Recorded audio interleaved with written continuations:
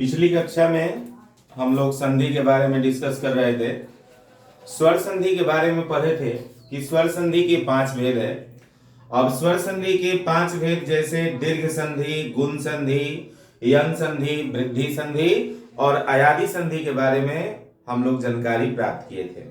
अब स्वर संधि का ही एक रूप है, अपवाद रूप है, जिसे हम पूर्व रूप संधि कहते हैं। तो यह पूर्व रूप संधि क्या है? यह स्वर संधि का अपवाद है।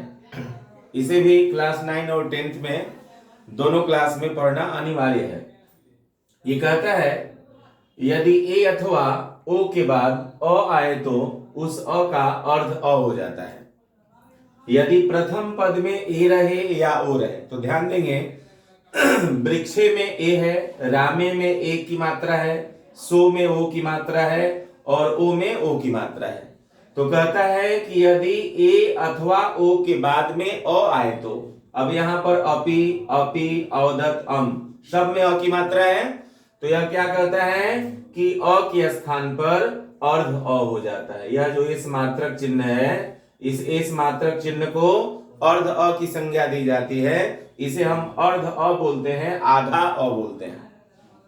तो यहां पर अ के स्थान पर अर्ध अ हो गया है, तो वृक्षेपी हो गया, रामेपी हो गया, सोअवदत हो गया, ओम हो गया। इस प्रकार से हमारा पूर्व रूप संधि संपन्न हुआ। अब हम लोग इसके बाद हम लोग अध्ययन करेंगे व्यंजन संधि के बारे में। स्वर संधि के बाद संधि के 3 भेद है, स्वर संधि, व्यंजन संधि और विसर्ग संधि। तो अब हम लोग व्यंजन संधि की ओर प्रस्थान कर रहे हैं। इसमें सबसे पहले हम जानेंगे व्यंजन संधि क्या है, व्यंजन संधि किसे कहते हैं। तो कहता है स्वर या व्यंजन वर्ण के बाद व्यंजन वर्ण में जो विकार उत्पन्न होता है उसे व्यंजन संधि कहते हैं। या स्वर या व्यंजन वर्ण के कारण व्यंजन वर्ण में जो विकार उत्पन्न हो उसे भी हम व्यंजन संधि कहते हैं। यानी कि स्वर वर्ण भी हो या व्यंजन वर्ण भी हो या दोनों व्यंजन हो, तो व्यंजन वर्ण के कारण व्यंजन में जो विकार उत्पन्न होगा उसे हम व्यंजन संधि कहते हैं। जैसे यहां पर आप देखेंगे एग्जाम्पल के लिए सम जोड़ कारह, संस्कार हो गया, उत जोड़ नति, उन्नति हो गया, जगत जोड़ नाथ, जगन्नाथ हो गया। इस प्रकार से व्यंजन संधि का हम लोग एग्जाम्पल लिखे। अब यहां पर थोड़ा सा हम डिस्कस करेंगे कि स्वर संधि एवं व्यंजन संधि में हम कैसे अंतर मालूम करेंगे, कैसे विभेद स्पष्ट होगा। तो यहां पर एग्जाम्पल के लिए देखिए विद्यालय। तो विद्यालय का जब हम विच्छेद करेंगे तो विद्या जोड़ आलय। अब विद्या का उच्चारण करेंगे तो विद्या में आ आएगा और आलय में आ आएगा।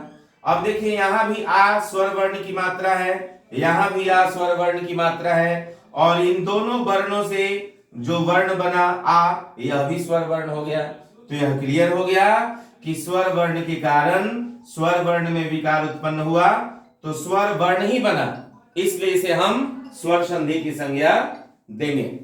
अब यहां पर व्यंजन संधि देखिए, जैसे सन्मित्रम, सत्य जोड़ मित्रम, यहां पर त जो है त का न में परिवर्तन हो जाएगा और यहां पर त के नीचे हलंत दिया गया है। यह जो हलंत है यह हल का द्योतक है, इसे हम हल संधि के नाम से भी जानते हैं। व्यंजन संधि को हम हल संधि भी कहते हैं, क्योंकि शब्दों के अंत में हल की मात्रा लगी रहती है, हलंत रहता है, जिसके कारण इसे हम हलंत या हल संधि कहते हैं। हल संधि का ही दूसरा नाम है व्यंजन संधि, क्योंकि यहां पर कंप्लीट व्यंजन रहता है। यहां देखिए आप सत जोड़ मित्रम, उसी तरह से जैसे मान लीजिए उन्नति ही लिखना है, उन्नति ही, और इसका हम विच्छेद करेंगे तो उत जोड़ नति। उत जोड़ नति में जो त है, त में हलंत लगा हुआ है। यह हलंत जो है व्यंजन का द्योतक है। हलंत के माध्यम से ही हम पहचानेंगे कि यह व्यंजन वर्ण है, इसलिए इसे हम व्यंजन संधि कहेंगे। तो यहां पर स्वर और व्यंजन में भी अंतर स्पष्ट हुआ।